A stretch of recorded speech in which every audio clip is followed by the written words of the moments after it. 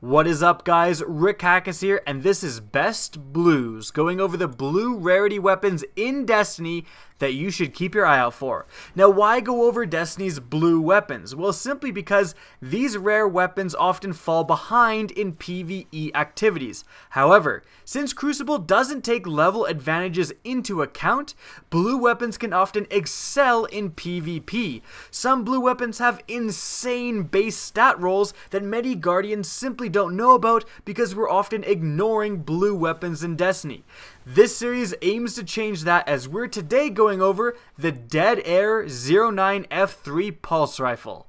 Now, what's so special about this pulse rifle? Well, just look at its stability.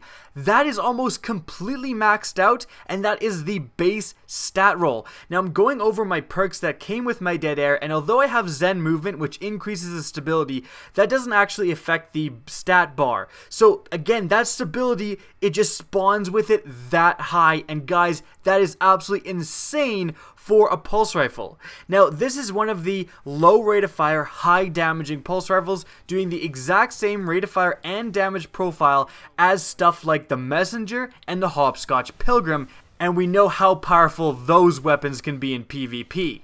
You can see here from a simple wall test that the recoil pattern, although it isn't the most amazing thing I've ever seen, certainly is capable of landing those headshots.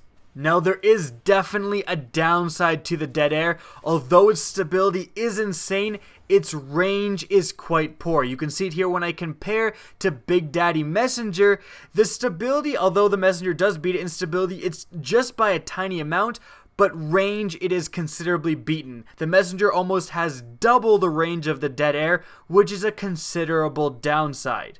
Now, mine actually spawned with lightweight, which gives +2 character agility, so I thought I could get away with simply using the Dead Air as kind of a super mobile pulse rifle. I used it with my Hunter, I had maxed out agility, and I tried to just run around and outmaneuver people.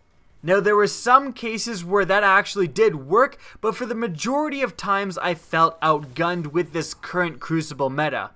Now, things might change drastically when the Taken King Update 2.0 comes out and shotguns are decreased in range a little bit and insane close range stuff like the Last Word is rained down a little bit. But again, right now the Dead Air wasn't up to snuff in competing with those close medium range weapons. These low fire rate pulse rifles are definitely more meant for medium to long range. That being said, I wasn't doing terribly in the Crucible, and it was kind of funny. I can only imagine people that were using the Thorn and I would kill them with the Dead Air. They're probably looking at the kill gun going, "What the hell's the Dead Air? What is this gun? How did this guy kill me?" So that's always a pretty funny factor. But I would still consider the absolute base value Dead Air to not have enough range. Now, you may be asking, why am I doing a Best Blues video on the Dead Air if I'm basically saying the Dead Air isn't good enough?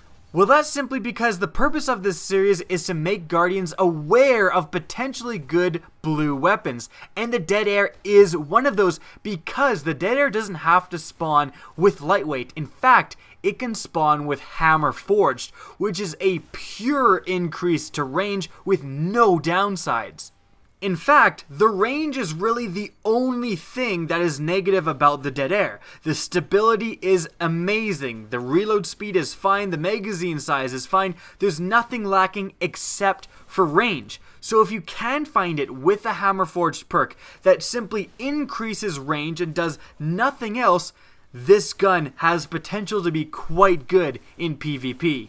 And for that reason, it's definitely worth bringing to your guys' attention. So if you get a Dead Air, don't dismantle it right away. See if it has a range increasing perk, and if it does, try it out in the Crucible. I think you'll enjoy it. I hope you guys enjoyed the video. If you did, please remember to rate and share this video. It really helps me out. And also subscribe if you want to see more Destiny content similar to this. If you want to get in touch with me, the best way to reach me is on Twitter, and that's going to be linked in the description of this video, as is my Twitch channel, which you can follow as well. Again, I hope you guys enjoyed the video, and as always, have a good day.